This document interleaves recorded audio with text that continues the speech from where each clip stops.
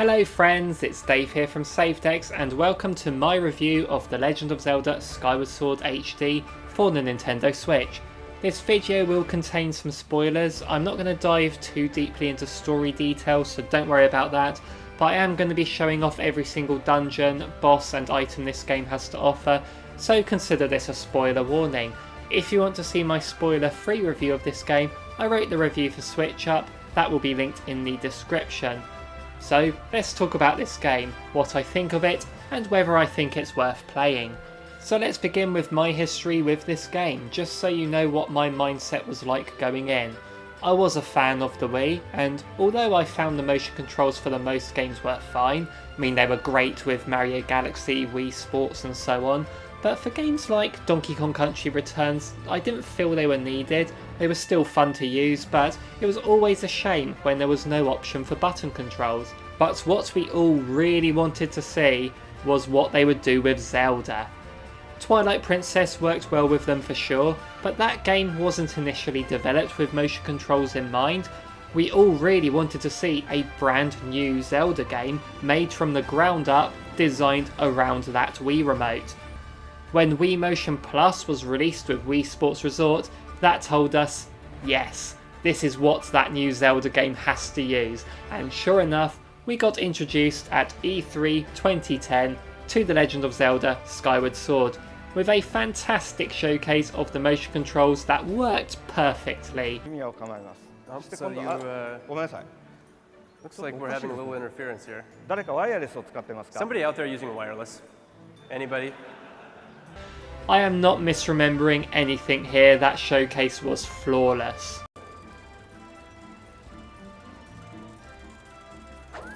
Okay. Alright, we'll go on to the next item. We had to wait until late in 2011 for the game's release though, and I got the game with the golden Wii Remote Plus, played through it, and I loved it. But my views were not universal. It was a very divisive game to say the least. There were several criticisms for this game, and I could see where people are coming from. We will get into those criticisms a bit later. So after Wind Waker and Twilight Princess received HD remasters, it seemed logical that Skyward Sword would follow suit.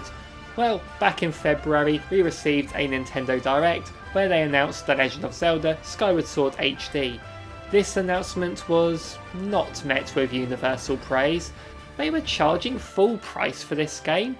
It's just a remaster of a 10-year-old game with minimal upgrades. It's Zelda's 35th anniversary. Where are the collections? Where is Breath of the Wild 2? Why is this not in a collection with Wind Waker and Twilight Princess? How come this has less improvements than those two games? These were all criticisms people had on the announcement of Skyward Sword HD. And did I agree with them all? I mean, I would have preferred this to be in a collection with Wind Waker and Twilight Princess, and I would have preferred this to not be a single full price release. I don't know why anyone was surprised by this. Wind Waker and Twilight Princess both got separate full price releases 10 years after their original versions, so why shouldn't Skyward Sword? I was not expecting any Breath of the Wild 2 news at that Direct. That was an E3 level showcase if ever there was one. It wouldn't make sense to announce a collection of games alongside a full price remaster of an individual game, and as for this having less improvements than Twilight Princess and Wind Waker from that reveal trailer, well, we'll get into that more as I talk about this game. But I remember when Twilight Princess HD came out, a lot of people complained that it barely had any improvements over the original, so it's interesting that there's a different perspective on that now. So that was my mindset going into this game. Sure, it wasn't the most exciting of reveals, sure it's disappointing the Zelda 35th anniversary isn't getting more than this and a Game & Watch, but I went into this release thinking, I'm getting an HD remaster of a game that I loved the first time around, but was unable to finish on my second and third playthroughs. Yes, you heard me right. As much as I loved my initial playthrough of Skyward Sword on the Wii, I've only played through it 2 more times and I never even finished it on those repeat playthroughs. I had my reasons. Things that didn't bug me so much on my first playthrough began bugging me on my subsequent attempts. The motion controls, although I enjoyed them and found they worked really well, the more I played this game, the more I wish they were optional. Fi's constant advice and enforced tutorials interrupting the gameplay, of course it's going to annoy me more when I've already beaten the game and I know what I'm doing. And that glitch with the bug collecting. Whenever you collect a bug or monster part in this game, it tells you about it, like all Zelda games do when you first receive an item, and you get to see it added to your inventory. But if you save and quit your game and then restart it later, even though you have them in your inventory still, the game feels the need to explain the item to you again as if you're getting it for the first time. I have a ritual with new Zelda games where I basically block out the world and blast through it for hours at a time, so it wasn't too bad the first playthrough, but on my repeat playthroughs I did it in much shorter bursts, so this glitch was ever more present. So as you probably know, this remaster has righted all of these things that prevented me from beating the game on repeat playthroughs, so I was optimistic going in. I decided to stream the entire thing, and finally, nearly 1,000 words into this review, let's talk about the game. The story begins with Link sleeping. Not the first time the series has done this, but it is the first time chronologically, as this game begins the timeline. He gets woken up by a note from Zelda, and I always loved this shot with the bird in the window. The first hour or so has you exploring the land of Skyloft, a floating island in the sky where you live in the Night Academy. A big thing in this world is that the residents all have a loft wing. Just jump off the island and whistle and your loft wing catches you. Except for when they don't, as Link discovers when Zelda almost murders him by pushing him off, despite the fact that Link says he can't feel his loft wing out there. Although the opening of this game can drag out a bit, it was one of my favourite starters to a Zelda game, and that all comes down to the relationship Link has with Zelda. In most games in the series, you witness Link meet Zelda for the first time, but here they are old childhood friends, so you can tell straight away how close they are, and when it comes to Zelda's eventual disappearance, you really feel motivated to go and find her. The story in itself is very strong, and the impressive cast of characters is a huge part of that. This version of Zelda is my favourite in the whole series, even if she can be a bit pushy at times. Oh Link, you're always falling for her. Her father, the headmaster, looks like an owl, which is hilarious considering his name is Gapora, a reference to the owl from Ocarina of Time, and another person is called Owlan too. They sure love their birds here. A firm favourite character in this game has got to be Groose. He starts out as a stereotypical bully. He kind of reminds me of Gaston from Beauty and the Beast, and he even has his lackeys. He wants Zelda's affections, but Zelda doesn't seem to like him. He's an absolute arrogant dingbat who tries to sabotage Link by kidnapping his loft wing before a flying contest. But even though he's painted as a villain at the start, I couldn't help but like the character. And when I say villain, obviously I don't mean evil like you would normally see in Zelda games, I mean a high school bully type. His expressions and the way he bigged himself up so much was just hilarious. But what makes him so likeable in the end is he has perhaps the best character arc in the entire game. He eventually helps out Link on his quest and his ego gets massively deflated, and he is a completely changed character by the end. Excellent stuff. Girohim is the main antagonist throughout most of the game. He isn't the big final boss, I mean that comes later, but he is an ever-present threat who keeps popping up in cutscenes, and you have to fight him 3 times throughout the game. He is a very interesting villain, quite flamboyant, has a sinister look to him, and that thing he does with his tongue, oh dearie me. But the character we all grew to hate over the years is Fi. She is the spirit who resides in your sword. The 3D Zelda games usually have a companion to help guide you through the world and provide context, but Fi really went all out back in the day. I found her more annoying on repeat playthroughs in the Wii version, as on those occasions I already knew the stuff she was telling me. She would constantly interrupt the gameplay to spell out the obvious to me. Thankfully though, this has been downplayed. You can skip cutscenes and say no to some tutorials, but it did seem like she would pop out less times than she did in the original here. To the point where when she did pop out during a major cutscene to do her dances for example, I would think, Oh yeah, Fi is in this game.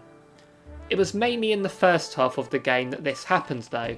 I don't know why, but in the second half, I started to notice her doing it more, almost as if Nintendo decided to only reduce her interruptions to the first half of the game to hook us into a false sense of security. One example being when I found the bow and arrow. Fi pops out to tell me what I can do with them, even though the game just told me the same thing. So Fi has become far less annoying here overall. Is there anyone out there who can take that top spot for most annoying character now? Why, yes there is, but I'll bring that up later. There are plenty of other residents in this game I really liked.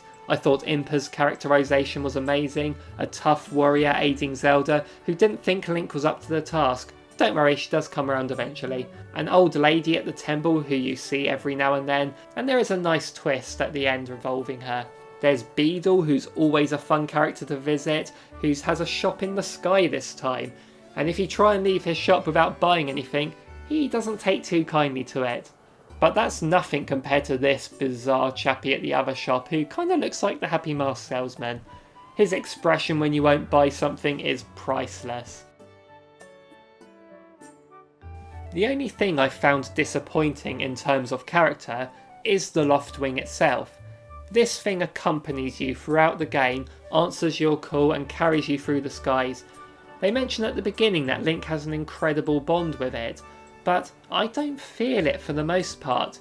It's no Epona, that's for sure. One little thing that would have solved this would have been if the game had just let you name the Loftwing. Since you can't do that in the game, I just decided to name it myself. So my Loftwing is called Gareth Bernard, and a fine name it is too. So in regards to the story itself, I'll keep the description light as to not spoil it, but Zelda gets whisked away in a storm, Link gets guided towards the goddess sword by Fi, and then sets off in a quest to the surface to go and find her. But why has she been whisked away? What role does she have in this world? What are the characters' destinies? I won't spoil it as I said, but when you eventually found out, I thought it was a very good reveal, and it really does set the groundwork for the series as a whole. The look on Link's face here really says it all. So that's enough about the story, let's get on to the gameplay. Why is this game so divisive, and what has been changed from the original? Let's start with the big one, the controls. The original had those ever controversial motion controls, and they are very faithfully replicated here with the Joy-Cons. Swinging the right Joy-Con to swing Link's sword works so well and feels good.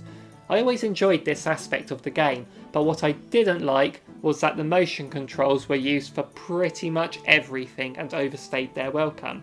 The most important part of motion controls for me is that they need to be optional. Having the sword be exclusive to motion swinging worked and I was fine with that, but when it comes to you flying around on your Loftwing, you have to tilt the Wii remote and now Joy-Con to steer, when it would have been so much more comfortable using the analog stick.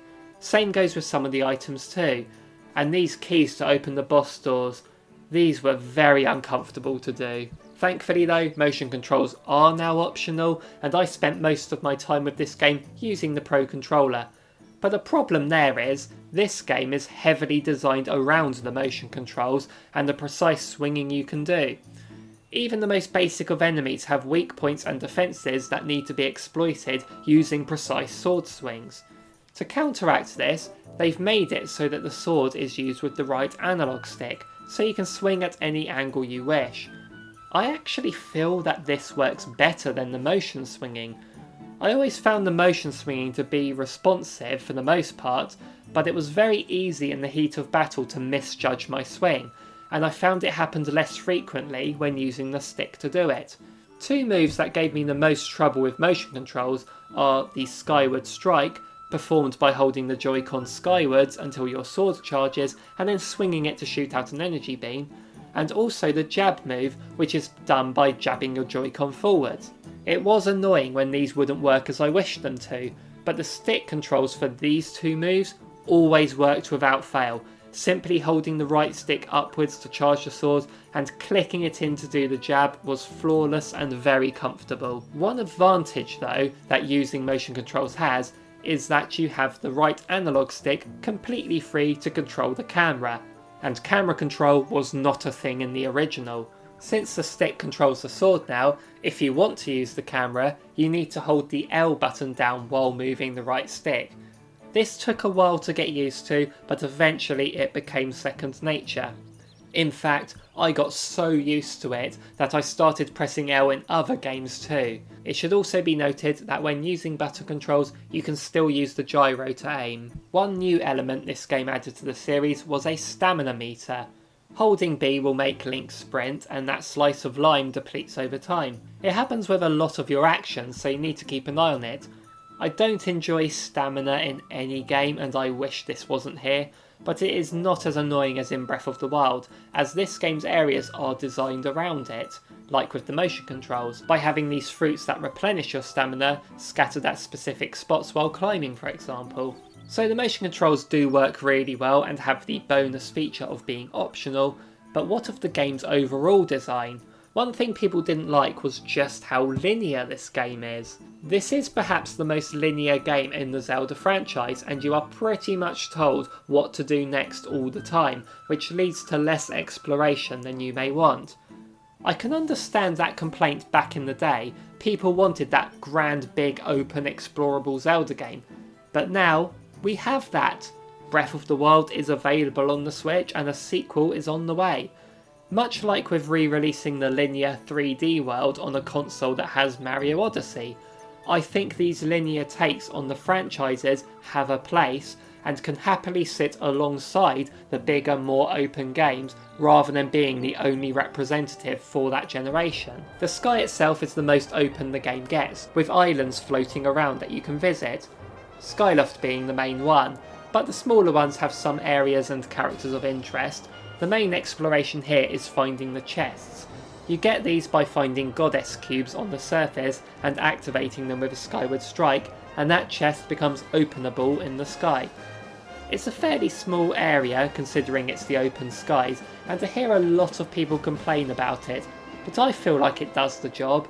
I enjoy the flying mechanics, and I think it's a huge step up from the sailing in Wind Waker. Hot take, I know. The three areas you encounter on the surface are Faron Woods, Elden Volcano and Lanairu Desert. These are self-contained areas that you can access from the sky, which makes the world feel unconnected and restricted. You also need to visit these areas several times, which can feel a bit repetitive. Although one thing to point out is, when you revisit them, you are doing something different each time and going to different areas within those regions. These overworld areas almost feel like dungeons in themselves. Your main goal at first is to find where the proper dungeons are, and in doing so you need to solve puzzles, fight enemies, and even gain a new item in order to help you progress. Sounds like a Zelda dungeon to me. The first time you visit Faron Woods, you are tasked with finding the Kikwis hidden around. The second time you learn to swim and have these underwater sections to deal with, and the third time the whole place has been flooded and you need to find these musical note tadpole things. So there is variety in the tasks, even if there isn't as much variety in location. The desert area has you branching off to different places each time too, always taking advantage of these time stones that will alter the immediate area around you, and there's some fantastic puzzles designed around those. There's even a sailing section for Wind Waker fans. But with the volcano, you do need to climb your way from the bottom to the top 3 times in this game. But that doesn't mean you're doing the same thing each time. The first time is your basic climb, but the second time is an escort mission. Remember earlier I mentioned that there's a more annoying character than Fi? Well, let's introduce LD301S Scrapper. This escort mission is precisely why he's the worst character in the game. I am not the biggest hater of escort missions, even if I'm not that keen on them, but I really detest them when the person I'm escorting is constantly complaining, constantly getting themselves in trouble for no reason, constantly being useless, and then constantly claiming that you are the useless one. This is why Fi is not the worst character in this game. But at least the third time you visit the volcano, you have an excellent stealth section, where you lose all your items and you need to retrieve them all without being spotted. Speaking of stealth, each area also has a silent realm. These are darker versions of said areas, where you have to collect tears without getting caught by the nasties. If you get spotted or the time runs out, then you get chased, and if you're caught, well, I don't actually know what happens when you get caught because I did them all first try, thank you very much. I remember these being in the original, but that was about it. I couldn't remember how I felt about them. All I remember is people complaining about how bad they were, how frustrating they were, and how they ruined the whole experience. I kinda took people's word for it, so when I got to the first one when playing through this remake, I braced myself for the horrors it would bestow upon me, and I'm sorry guys, but I loved these sections. I actually wish they were harder in fact, as I love these types of shorter challenges that need retrying over and over again. Maybe it's the Cuphead beater in me, but more of those please. So that's how the overworld fares. What of the actual dungeons themselves? There are 7 proper dungeons in this game, and I think overall they are the best dungeons that this series has ever had. I thought it back then and I think it now. The earlier dungeons are kind of basic, but in a good way. They present some nice puzzles, they're simple enough to explore and enjoyable places to be. Skyview Temple is full of spiders that are fun to flip over and take down. You also get the beetle here, which is probably the best item in the game, using it to cut things down, activate switches, but I mostly found this useful to scout ahead if I ever needed to work out a strategy. This dungeon's boss fight is Girohim himself, and honestly I think this is the hardest fight in the game, mainly due to it being so early on you have little health and you need to do these precise moves to hit him and dodge him. Maybe it's just me, but I always had trouble with this fight. The second dungeon is the Earth Temple, which makes good use of bombs and has an awesome boulder you can ride on. The boss of this dungeon, Skaldera, I really like. You need to throw bombs at it to blow away its rock armour and expose the eye. Very satisfying. The third dungeon, the Lanairu mining facility, is where things get really interesting, with the awesome new item, the Gust Bellows. The most broken item to ever be in Smash Bros. Using it to blow sand away and activate platforms is always satisfying, and that scorpion boss, Molderak, is well designed, needing those precise sword swings to hit it in the right place and using the bellows to unearth it when it burrows underground. It's a fun time. The fourth and middle dungeon in the game is the best by far. It's a popular opinion, but it's true. And it's a water dungeon no less. The ancient Cistern gives you the whip, which can be used to swing over gaps as well as flip things over. The giant statue in the centre, you can go inside and access the upper floors and go into the cursed swamp below.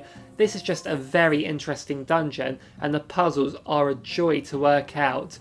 And it all culminates in an amazing boss fight, Coloctus. I mean, just look at this thing. Ripping its arms off with the whip and using its own sword against it. Does it get any better than that? Well, no. I already said this is the best one, but they still stay good. The sand ship, oh my word, this makes such great use of the time shifting mechanic, it's unbelievable. The bow and arrow is your item for this dungeon, and I was honestly surprised it took so long to get it. And even on this playthrough, I spent a long time wandering back and forth, trying to work out where to go next and how to access the new areas. This was a real noodle scratcher of a dungeon. Then you get attacked by a sea creature with all these tentacles invading the ship, and although the boss's overall design is a bit of a letdown, the fight itself is pretty fun. It's the bow and arrow dungeon, so obviously you're attacking the eye as its weak point, but still enjoyable enough. Then you're back to the volcano, to the fire sanctuary. This isn't as interesting as the previous two, but the mechanic of using the water fruits to help you progress works well, and sadly the boss fight is Girohim again, which is a shame, but it's still fun enough. The final dungeon though, just wow. The Sky Keep. This is a temple made out of separate areas with doors leading to each other. And there are several stone tablets that let you rearrange the rooms so you can access the ones that hold the Triforce. The temple not only tests your mind at working out how best to lay out the rooms, but also tests your skills and abilities from everything you have learnt in the game. And that is one big strength of this game. The item selection here is fantastic, and the items don't get forgotten after their respective dungeons, although admittedly the slingshot is pretty much made redundant after you get the bow and arrows. Twilight Princess had some amazing unique items that weren't used to their full potential, but this game does not make that mistake. Some of the key items in this game don't even come in dungeons. The claw shots, for example, iconic Zelda items sometimes known as hook shots, they're presented to you after a silent realm, as well as upgrades to your existing items. The most used one for me being the hook attachment for the beetle that lets you pick up items such as bombs to drop on enemies, and the bug net you can buy in shops too. That's important, right? You can also upgrade your items in the shop by having enough rupees and materials found from enemies, which makes awesome use of the rupees in this game. There are a few other bosses in this game as well, not found in dungeons. Billikite is a parasite that has latched itself to Levius, a giant windfish-like creature that aids you on your quest. This is another I being the weak point fight, but it has an epic feel to it being on the back of a flying creature. Then there's the Imprisoned. Oh dearie me. This is a monstrosity that hosts the soul of Demise. We'll get to him later. It is imprisoned in the sealed grounds, but periodically escapes and climbs slowly up towards the temple. If it does, we're all doomed. The fight here isn't bad, but the problem is, this fight happens 3 times throughout the game. Now there are some changes, such as Groose helping you out, and it grows arms and can eventually fly, but it does feel like filler to have to fight this same thing 3 times in the same area. Maybe if the creature had a completely different design each time and there was a different way of beating it, then this would work. But as it is, it's not terrible, but by the time the 3rd fight comes round, it seems a bit pointless. If you only fought it twice, I don't think there'd be any problems here. But speaking of fighting the same boss 3 times, you have a 3rd battle with Girohim before you fight the Demon King Demise. I found this 3rd fight to be the most interesting and fun, as Girohim has really lost his cool here and has become much more demonic and scary looking, and the stakes feel really high. I approve of this fight. But that final battle with Demise I won't say too much about, but it's hard. Epic, but very hard I found. So that's briefly what I thought about each dungeon and boss fight. Collectively, I think this is the best pick of dungeons the series has ever seen. The boss fights, although I've seen better in other games, are by no means bad here. I certainly put most of them in the top half, and they all make excellent use of the game's main mechanics, being the motion controls. The presentation of this game is just fantastic overall. The Zelda series has seen plenty of different art styles over the years, making each era of the franchise stand out, and this game is no exception. It adopts a cel-shaded look, which I really liked on the Wii, but it really shines in HD. It looks like a living painting. It really is a thing of beauty with a lighter colour scheme than Twilight Princess had.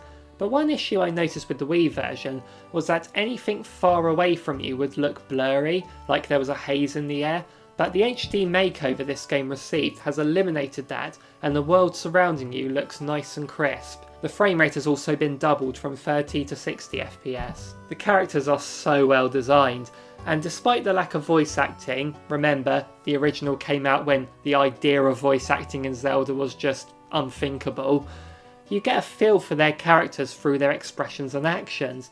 They are very memorable. Even the side characters you might meet once have unique looks and actions to them, making them feel alive. There is an orchestrated soundtrack too, and it really is a joy to listen to. I really love the main theme from this game, and I love the whole feeling of adventure you get flying through the skies, and the sinister tones that greet Girohim are just epic.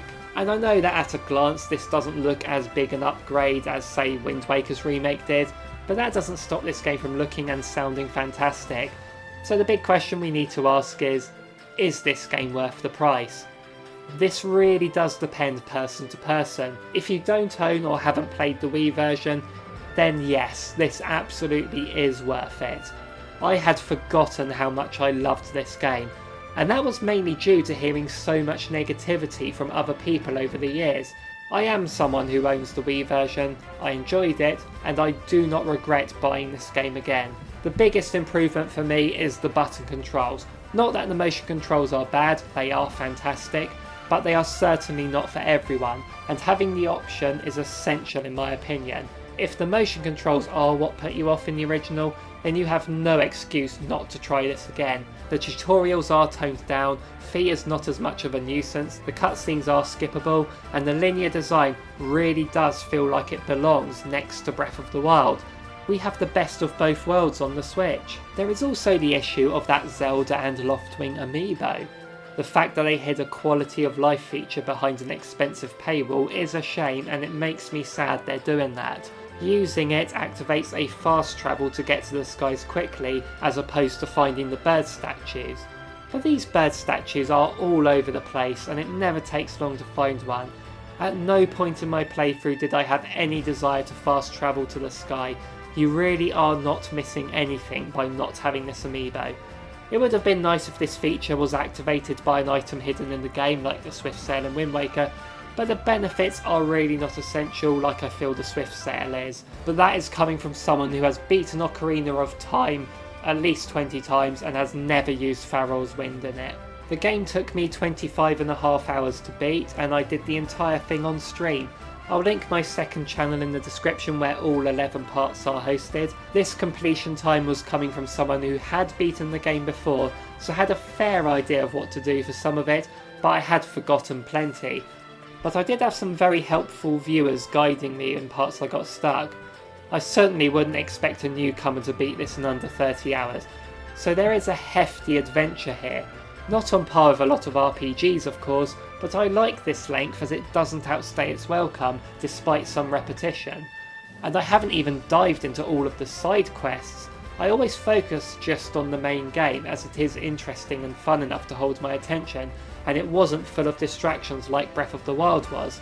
But there is some side stuff to do, mostly with a monster who wants to be accepted by the townsfolk. Then you have to help out the people with errands to earn gratitude crystals. You know, those lovely townsfolk like the hand from the toilet. All good stuff. Oh, and you can break a chandelier as well and then work off your debt. And another side thing in this game is, there's a boss rush mode as well. They're always fun. My two main complaints with Breath of the Wild was how little story there was and the lack of proper dungeons, but Skyward Sword excels in both of those areas. If we combined Breath of the Wild and Skyward Sword together, then you would have a perfect Zelda game, which is what the sequel is looking like it's doing. I really cannot wait for that. So, that is my opinion on The Legend of Zelda Skyward Sword HD. Thank you so much to those who stuck around for this whole video, it really means a lot. Let me know in the comments down below what you think of this game, and if you want to see me do more reviews in this way, hit that like and subscribe button to see more from us in the future. So thank you so much for watching everyone, see you in the next one.